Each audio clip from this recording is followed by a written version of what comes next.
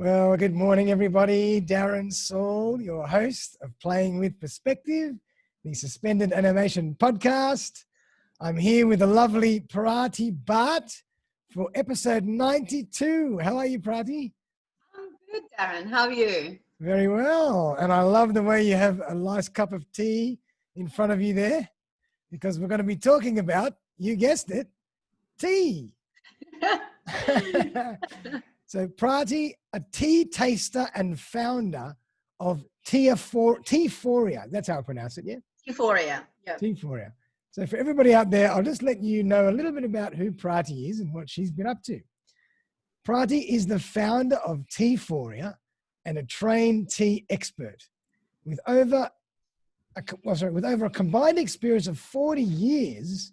Teaphoria stands for strength, relationships, trust, passion for tea, and a great tea tasting experience for their customers.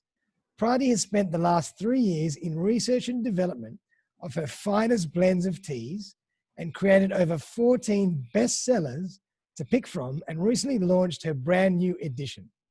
Prati thinks of tea as an emotion or almost a nostalgia when it comes to matching people's taste buds every day, as most of the favorite flavors in the world are created by memories in people's minds.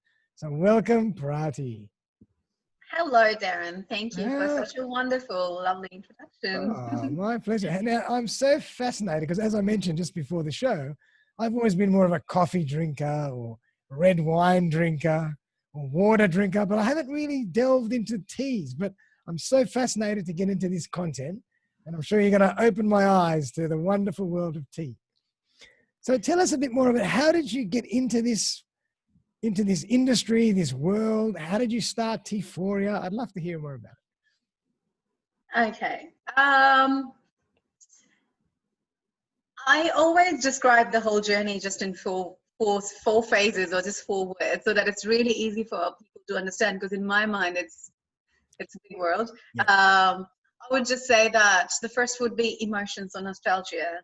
Okay. Second would be like inspiration and passion, and lastly a great experience. So the first one was emotions and nostalgia, which means that when I started off as a uni student, started with my career, and at the age of 21, I traveled from India to Australia, and just because I wanted a bit of change. But I thought change will be great. It's going to be fantastic.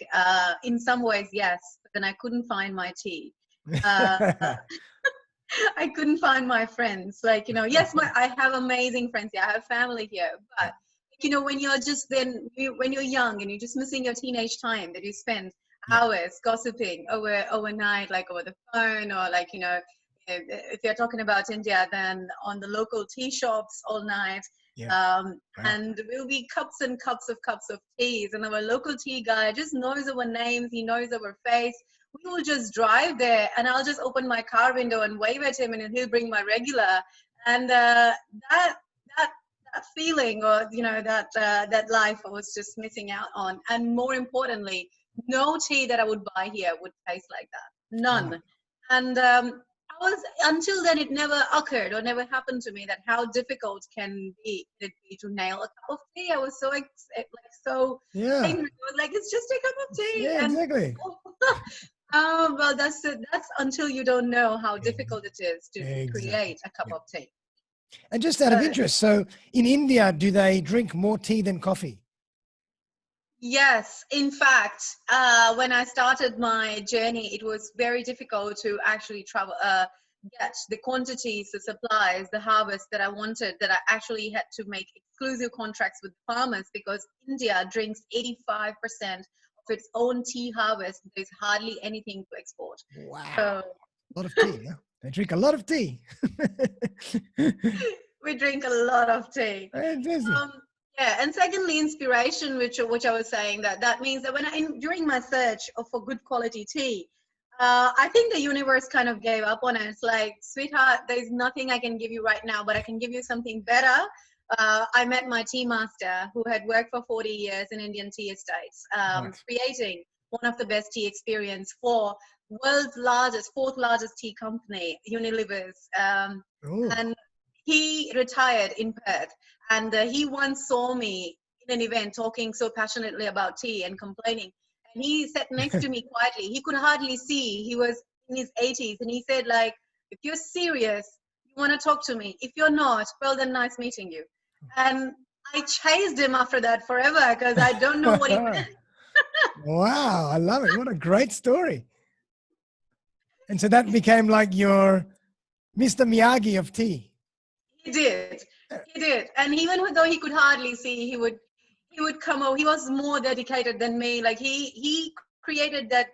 I had a spark, but a spark just can't run a car. He brought the petrol, the engine, like the drive, the everything that I needed. And his persistence and the way he would stand in like 80 hours and hardly seeing, like he would hold my hand and he would still tell me, like, you know, blindfolded, he would tell me what estate it is, what season it is, what like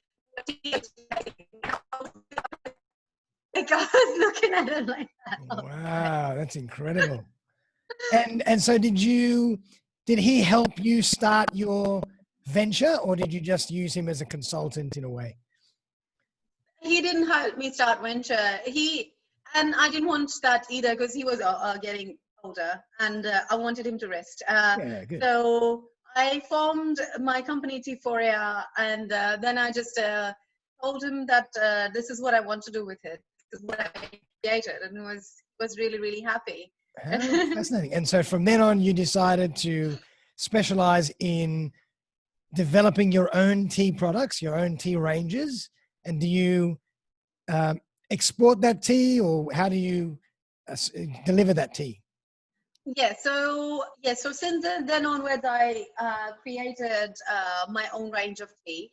But mainly since then, it was 2016 when this happened. But until then to now, mostly I was doing research and development because I wanted to, at least his last email to me, he's passed away now, but his last email to me was, you are the next me. And I wanted to do justice to it. Wow, cool.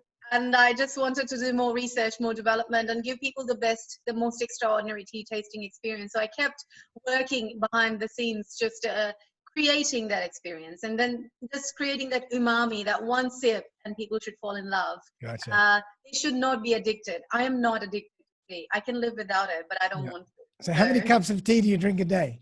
2. 2. Well, that's very good. That's very, very, organized and very adjusted. You're definitely not overdoing it. No, you can, and tea wouldn't be harming you up until 4, 5, 6. Right. But it's just that when I do it, like when I'm tasting it, sometimes when I'm creating one of my special blends, sometimes I have to go to couple of hundred cups. Wow! Just to test to make sure you get it right. Yes. Wowee. And so, are you like, as well as being a developer of tea, are you like what we call, like, have in wine the world, you have a sommelier where they pair tea with certain foods they pair wine with certain foods. Is it the same with tea, or is it? Very similar. So I always tell on even like, my 40 seconds on BX, like I always say that tea is closer to wine than coffee. You mentioned that you do like wine. If you like wine, you're highly likely that your palate is already cultivated to like tea. Ooh. It's just you haven't experienced it in that way. Okay. So tea is very similar to wine in terms of tasting. Like when I said I go through 200 cups, I don't really drink it. Yeah. I spit it out once I swirl it across in my mouth. Yeah, so it's almost like wine tasting. It's like tea tasting. It's exactly the same. Yes, very, very much. And yes, we do have like a step-by-step process where we put like greens and the blacks, and then the sweeter versions of the tea or heavier teas, and I rate it, grade it, sort it, and then I try to pair it with other teas or blend it. Then I try to pair it with food. Until then, not. So it's a process very similar to wine, as opposed to coffee. Yes. And that's why it's very hard to get addicted to tea. It's more likely you'll be falling in love with it. Amazing. So in the morning, you might have one certain blend of tea. After lunch, it might be a different tea. After dinner, it might be a different tea. Yes. Before bed, it might be a different tea. Yes. I love it. And all have different benefits.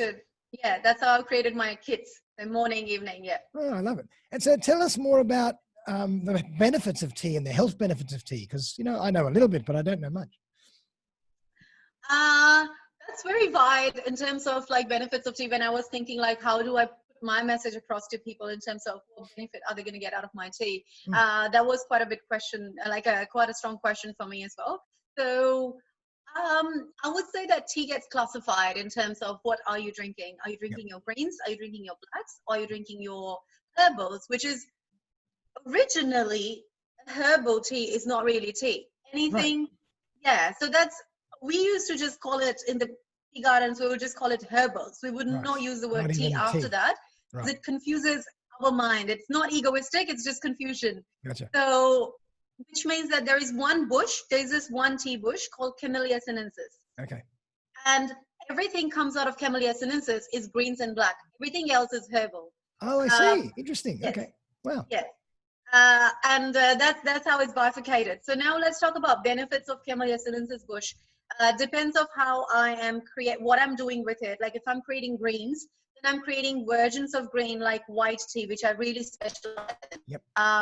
And that can give you, that's very high in antioxidants. That's just the bud of the bush. We don't use the entire bush. We just Wow. use the unopened bud.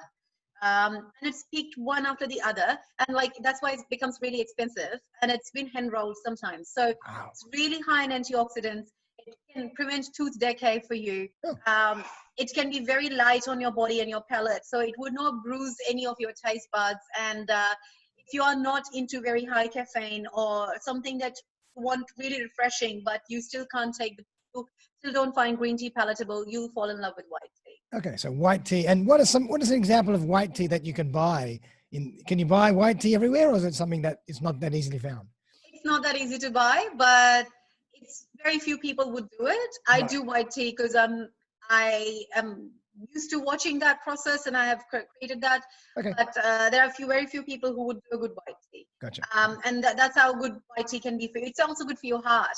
And Okay. then comes for greens, then greens can be really high in antioxidant, even more than white tea sometimes, because of the way they have been processed. They haven't been dried much. Right. It's still retaining the essential oils quite a bit, and Yep. it's still retaining the freshness. And now we are talking leaf, not the bud. Uh-huh. So that's how it goes down in the cycle. And if you're talking black teas again are really good for you. They give you that just balanced caffeine. It is oxidized, but to 100%. But even then, the oxidization have different varieties like golden tips oxidization or silver tips, Okay. or it can be cut, and that can give you different benefits to your body. It can really stop diabetes or like help you prevent diabetes. It can prevent you like heartburn or Wow. stuff like that. So yeah, that's how the black tea, the oxidization will help you. Gotcha. And does that mean like the black tea has got the most caffeine compared to the other two? Yes. Yes, It goes that way. yes. Because Okay. of the oxidization and retention process, the tannin gets Gotcha. retained, the malt Okay. gets retained. Okay. We retain a lot of essential oils in it, and if it's dried too much and if it loses the essential oil, then we discard that black tea. We can't use it. So Gotcha. that essential oil is extremely good for your body Okay. in terms of retaining those natural. Okay. Like, And so if I drink like just out pulling something out of the air, if I drink English breakfast tea, that's probably green tea, is it? no, English is black. It's a black tea. Okay. Yeah. Okay. And English breakfast is one of the most complicated, it's the most versatile, simple product out there. Everybody drinks it. Yep. It's the most complicated tea for tea taster. It's a devil. It's, Oh my for God. us to blend. Is that right? Takes us forever because it's English breakfast is not just a product. It's an emotion for most people. I see. I can create a product easy. Yeah. I can't recreate emotions. That's where people really, really get picky. Wow. They must have tasted that English breakfast in their childhood, Yeah. and now they want to recreate those memories just like I wanted to when I started. I can't mess up, I and love it it. becomes a challenge for me. Yeah. So that's like one of your signature products, probably. Yeah. And then herbal tea, does that mean it's got no caffeine, or what's actually in herbal tea then? Herbal tea has no caffeine, definitely. Like for example, how I emailed you about dandelion. Dandelion is one of my herbal tea. Huh. I create her dandelion chai, and that's for a very gut-friendly, very therapeutic tea. There is no caffeine in it for people who do not want to get rid of caffeine or coffee jitters, so they really want to help the gut system, so retain bacteria. herbal teas are really good lineage of it can do a variety of things for you. I keep my herbals really simple because not everybody will be able to absorb every herb under the sun. So instead of blending too many things, the simple you keep the herbal taste, the easier for your body to benefit from that particular herbal blend. Gotcha. For example, dandelion can be really good for your gut. Now mix it with one, maybe two, maybe three ingredients, and it can be doing wonderfully well for your body, for your retaining your flora and fauna for your stomach, and regulating your bowel movements. Sounds disgusting, but that's true. So. Okay, so that makes sense. So really, herbal tea is anything that doesn't come from that particular bush, that tea bush, and from that tea bush, you can have green tea, black tea, or white tea, depending on which part of the tree you use. Yeah. Fascinating. Right. All right. I love it. And let's talk about the other benefits of tea, the non-health or, physical benefits of tea. But, you're very passionate about the emotional side of tea and, what tea means what the ritual means. So let's talk about what tea experience is all about. Maybe if you can elaborate on that for us. I think I'll stick to all the funny experiences because if I go into any emotional one, there hasn't been a single moment that I don't have tears. So oh my God. Okay. Wow. So I'll just go with the funny ones. Let's just say, for example, the emotional side of tea in India can be really hilarious. Like people decide millions of dollars of deals in business just based. This is true. I've seen it happening in my family. If you're in like a business deal and you walk into somebody's office and the first thing they will order is chai, greet the delegates with some good chai. And the chai is herbal tea now. Chai is not real tea. No, chai is real tea for us. Chai is real tea. Real black tea. Oh, black tea. Okay. So the herbal tea of chai, a herbal version of chai has been it's a very westernized version. But for us, it's real tea. Okay. It's over caffeine hit. I'm drinking that right now, traditional one. All right, so chai tea. Okay. So that's our caffeine hit. So when we would sit and wait, and then the delegates will wait, and the first thing they will serve is chai. If the business people have been paying attention just on business and they forgot to serve a good quality chai first, they will just be like, yeah, whatever, just serve them chai. Okay. We first sip, we didn't like the chai. People don't sign the deal because they think this is crap. If they can't give us good chai, they can't give us good product. That's fascinating. You can't even make a tea, then what good are you? We're not going to do business with you. No deal. So the tea can make or break your business. It can, and even how there's always in relationships as well. Like when you go to somebody's house, just cause your friends and all. And the first thing people talk about, the first thing you're very polite, you have to ask, would you like a cup of chai? That's the first thing you ask your guests. And if you are the first thing when we walk out of the door, most families in India are so hilarious. I've been listening to it all my childhood. When they walk out of the door, they didn't even make good chai. What's wrong with them? I love it. That's fantastic. So it's really, it's a cultural, it's very culturally important. You identify with tea. It's like the what's the word? The symbol of everything. Yes, it's a symbol of everything. Wow. It's very important. Like the local street chai guy, he gets so much importance. Even they give so much importance to their whole, if it wasn't for chai, I went back to India in 2012 after 4 years since I moved to pursue my master's and create my business and all that. So when I went back just for traveling, I'll tell you one tiny incident that really created that emotions in my mind. I went back to the same chai guy, same local guy. Now, for me, I forgot what he looked like. Okay, I was in a different headspace where I was talking to my friends. I haven't seen them in 4 years. I'm sitting there and talking to them, and he walks. We were just two of us, and he just walks and gives me my regular and gives him his regular, and then he tells me welcome back, and I was like, huh? So and I told him how do you know what I like? And he's like, I know what you like, unless you have changed what you like. He remembered. And I was like, no, I haven't changed what you like. And he's like, and I told her, how do you remember me? He's like, well, you may forget, but my job is to remember you. Wow. So is even more than a barista. He remembers everybody's different blend of tea. Yes. That's fascinating. And that gave me a spark. And I was like, he was serious. His job is to remember me. And that's it. Wow. Incredible. And so obviously, I mean, it might be an obvious question, but obviously coming from India and growing up there, is that why you specialize in Indian tea, or is it just the best tea?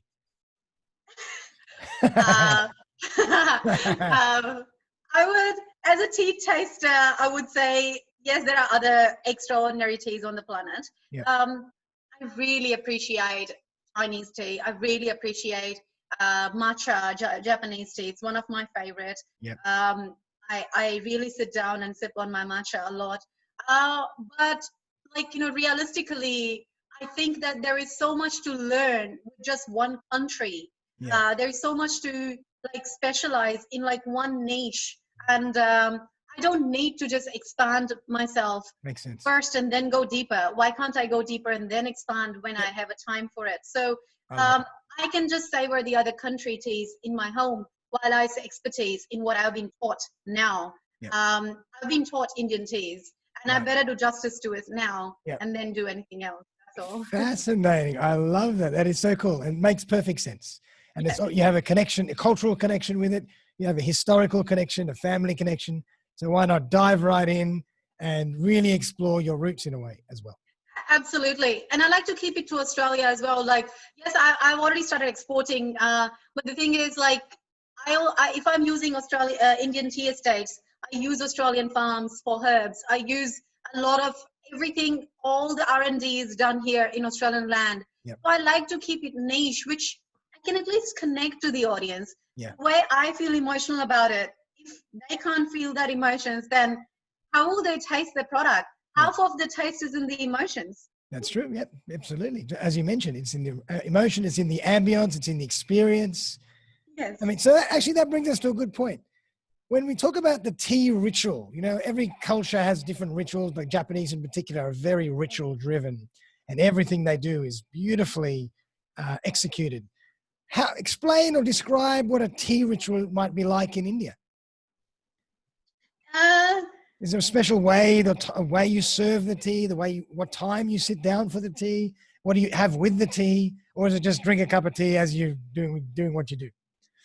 No. So India is very diverse. There are rituals around tea in some parts, which would be quite particular. Like if you go to the estates, they would be really taking their tea really, really seriously. But if you go to more city sides, their ritual is more like the moment they wake up, and they're like staring at the ceiling, they'll be like, tea. Like, so that's their ritual. Right. In terms of what goes with the tea, I think that's something people are really, really fond of, their food pairing.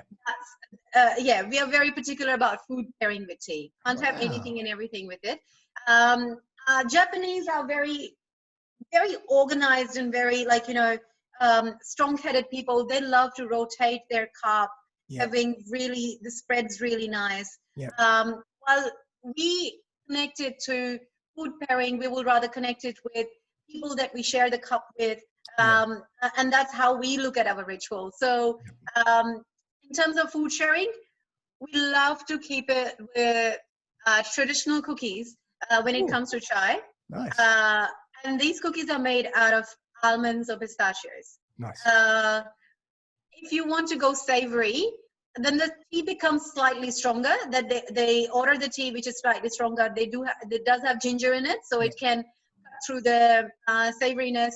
And then it's been paired with some savory snacks like samosas. Oh, okay. It's almost like when you drink wine. If you're going to eat a steak, you've got to have a bold wine. And the same thing with tea. If you're going to have something more substantial, you need to have a stronger tea. Yes, absolutely. Okay. And if you're drinking it in the morning, people would rather prefer it with lighter snacks or something that is not savory or something that is perhaps like a cookie, or we do there is a traditional thing like a rusk, or we call it the sweeter toast. Yep. We pair it with a sweet toast. Oh, lovely. something like that. And then later on in the day, we would rather pair it with something savory. Well, all this talk about cookies and tea, I'm getting hungry now. So, Prati, that's fascinating. I mean, we've only just scratched the surface, but I'm sure there's so much more to learn. And, you've spent decades living and breathing tea. Yeah. Does your family help you with this venture, or are you doing this all by yourself? No, I'm doing it by myself. My mom helps me a lot. I think she's already a part of Teaphoria in terms of how she has supported me. Yeah. Because I'm coming from a family where we grew up in a very liberal environment, but at the same time, there was no alcohol or addiction around us. So everything that touch bases addiction was prohibited in terms. That's all. Everything else was really liberal because they wanted to really protect us. So they thought like tea and coffees are very, very addictive. We were not allowed to taste tea or coffee until we turned 19. Wow. But when I decided that I want to do this and I met my tea master, my family became suddenly really supportive as they were always liberal. They were like, oh, you're on your own. Like, we support you, but you're fine now. Like, you do what you want to, and if you really connect to it. And mom really helps me in terms of flavor suggestions, and sometimes she will tell me ritual stories when I would sit and write, because that really is valuable for me, and then I can create content out of it. Love it. That's amazing. And so tell us more about how you actually market, and how can people find your teas? How do you deliver the teas? I'd love to know more about how that works. So yes, in terms of marketing my product, I do a lot offline so far because I have been doing a lot of research and development. I've developed personal relations across Australia organically, and did a lot of pop-up cafes where I sold a few thousand products just to test the market. Wow. And so for that, I've developed really close interpersonal relationships. Now we are going online. And this month onward, the website will be launched. But up until then, people can really find me on social media, on my Facebook page. You can go to shop button. You can just get in touch with me. You can go on my LinkedIn. I get people buying just by connecting with me on my messenger. And there is a way to shop on my Facebook shop as well. Oh, great. And this is how the kits arrive. This is like a love it. Beautiful. And this is how the kits arrive. And inside is the tea. And inside is the tea. Is the tea. No cookies? It's like cookies, but I should. Maybe you should start your range of Teaphoria cookies as well. Damn, Darren, you gave me a good idea. Yeah, absolutely. No charge. That's fantastic. Well, and obviously your website, Prati, is just teaphoria.com or .com.au? It would be teaphoria.com.au. It will go live in exactly 9 days from now. 9 days, okay. In about 1 hour, I'll tell you the behind-the-scenes secret. The background is now set up right now behind this as a photo shoot. In about an hour, we have a photo shoot here. Yeah, that's amazing. So beautiful. That's awesome. What great news. So you're obviously, taking this time and really utilizing it to go online as well and maximize your potential and your reach using online and e-commerce as well. Yeah, and I didn't want to go just online just to sell just random tea. I mean, yes, people would buy it, but I wanted to take my time and really know that what do really people want and how do I really want to connect with them. So now we're ready. Wow, Prati, what a fantastic story, a fantastic journey. I really enjoyed learning more about tea, because I knew very little about it. So now you've opened my eyes. So now I'm going to try some tea, and I'm going to work out which one is it. Is it white? Is it green? Is it black? Is it herbal? Et cetera, et cetera, et cetera. Yeah. But thank you so much for coming on the show. And I always like to ask my guests before we leave, anything that you want to leave us with in particular about tea or about the emotional side of tea or the ritual or anything what does tea mean to you? I think the people would already know that how much tea means to me. But if I want to leave something to people, I would not mention anything about tea because that's my story. For them, it would be like I hear a lot that people can't follow their passions, but passion doesn't necessarily have to be a business. And Yep. sometimes it's a knock on the door. It's a knock on your heart and your mind. It's a never ending movie. It's Yeah. like falling in love. Yeah. And don't try to replace it with something. Find if you really, really answer to that calling, sit down in a meditation, create like a space around you where you take time to write down what you really, really feel. It may feel all difficult, insanely hard at this time, Yep. but everything slowly opens up when you listen to it. Because your passion is not just another thing. It's not just an emotion. It's a person in itself. It has its own emotion. It has its own character. It has its own body. Let it open the door. Let it come to you. And don't be overwhelmed with all the obstacles that you're seeing right now. Yep. If you think that there were no obstacles in my life, if I start about my obstacle story, like, Wow, I can imagine. I would have questions like, how did you even get there? Yeah. Like, there were things that were, I have no words for it, but it's just that they look scary. They're like monsters, but you have to keep walking. Yep. Just one step at a time, and then you'll find your way. And obviously, you've succeeded incredibly well. Absolutely. So Wow. just don't stop. Don't stop anywhere. If you want to take a pause or a detour, that's fine. Yep. But let that passion, I don't call passion as an emotion. It's a person. Let it in. Yep. It's someone, it has picked you because it loves you for a reason. You're meant to do it. Yeah. So I'll finish off by saying, find your tea in inverted commas. Yeah. I love it. Prati, thank you so much for coming on the show. It's been an absolute pleasure. And I look forward to exploring the wonderful world of tea myself after this show. Awesome. Thank you so much, Darren. Well done. So all the audience out there, thanks so much for supporting us. And we'll see you very, very soon for another episode of Playing with Perspective. See you, Prati. See ya.